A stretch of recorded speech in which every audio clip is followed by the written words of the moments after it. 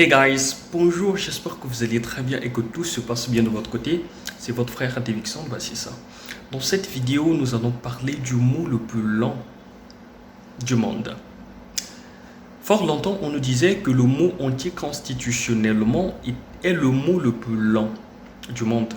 Mettez-vous tranquille, jusque-là, la vérité reste à venir. Le mot anticonstitutionnellement est un mot qui ne compte que 25 lettres. Or, plus on avance, plus les langues évoluent. Donc, il y a une découverte qui a été faite, c'est que le mot anticonstitutionnellement, qui ne compte que 25 lettres, est loin d'être le mot le plus lent du monde. Il y a deux mots en langue française qui sont les mots les plus lents. Je vous laisse suivre cette séquence. À nous revoir dans quelques instants. Anticonstitutionnellement, c'est écrit en 25 lettres, une de moins qu'alphabet. C'est un mot qui est très très long. C'est un adverbe qui signifie contraire à la Constitution. Exemple, face à la Covid-19, certains États agissent anticonstitutionnellement. C'est facile. Ce mot fait partie de notre langue Mohamed depuis 1803 et d'après le dictionnaire historique de la langue française, sa réputation de mot le plus long est relative et arbitraire. On nous aurait menti. Depuis 3 ans, il y a une rumeur qui circule. Elle a été relayée il y a encore 2 semaines par un journal québécois qui l'a supprimée depuis de son site et par un magazine camerounais. Regardez, anticonstitutionnellement ne serait plus le mot le plus long de notre langue. Alors vous me demandiez si c'est vrai, c'est vrai et c'est faux en même temps. C'est vrai parce qu'il y a des mots qui ont plus de lettres qu'anticonstitutionnellement. Aminométhyl, pyrimidinyle, hydroxyéthylméthyl, thiazolium. 49 lettres. C'est un corps chimique dont le chlorure est une vitamine du groupe B. C'est bon pour la peau. Et c'est un terme scientifique. Il n'est pas dans les dictionnaires parce qu'il ne fait pas partie des mots entrés dans l'usage. Et même s'il l'était, Mohamed, faudrait arriver à le caser dans une conversation. Genre, premier encart... T'as fait tes tests, toi? Non, c'est parce que je me demandais si tu manquais pas un peu d'aminométhyl, pyrimidinyle, hydroxyéthylméthyl, thiazolium. Faut pas avoir peur, faut y aller. Faut y aller, sauf si tu souffres d'hypopotomonstrosesquipédaliophobie. La peur phobique des mots trop longs, 36 lettres. Vous avez très bien suivi la séquence qui présente deux mots les plus lents en langue française. Retenez bien, en langue française. Jusque-là, on n'a toujours pas affranchi la barre du mot le plus lent du monde.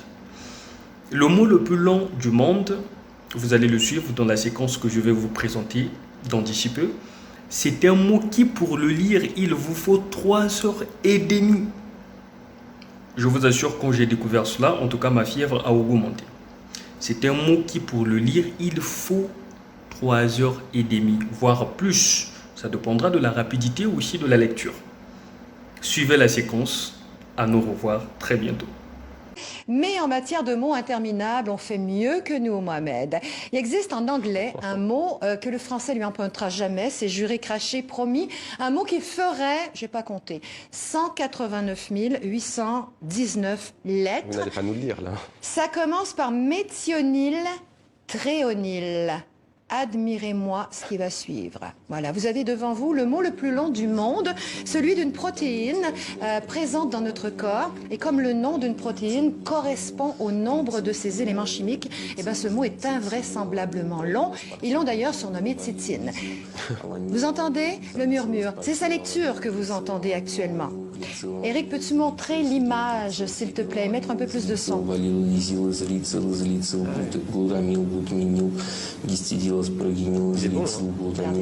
Ça continue comme ça pendant 3h30. L'auteur de cette performance s'appelle Dimitri Golubovski. Il est russe, journaliste. Il a passé... Vous avez très bien suivi la séquence, donc je pense que dès cet instant, vous n'allez plus vous tromper en vous disant que le mot anticonstitutionnellement est le mot le plus lent de la langue française. Bien au contraire, je pense que vous avez découvert et vous avez très bien compris ce que la dame a dit. C'est le mot le plus long du monde.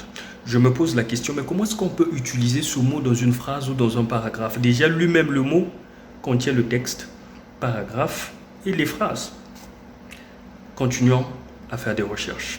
Je m'en vais encore au labo. Certainement, je vais encore découvrir des choses très intéressantes que nous allons partager ensemble. À nous revoir dans une très prochaine vidéo. Au revoir et prière de ne pas oublier de partager cette vidéo avec les autres. Surtout si vous n'êtes pas encore abonné, abonnez-vous à la page. À nous revoir dans une prochaine vidéo. Bye.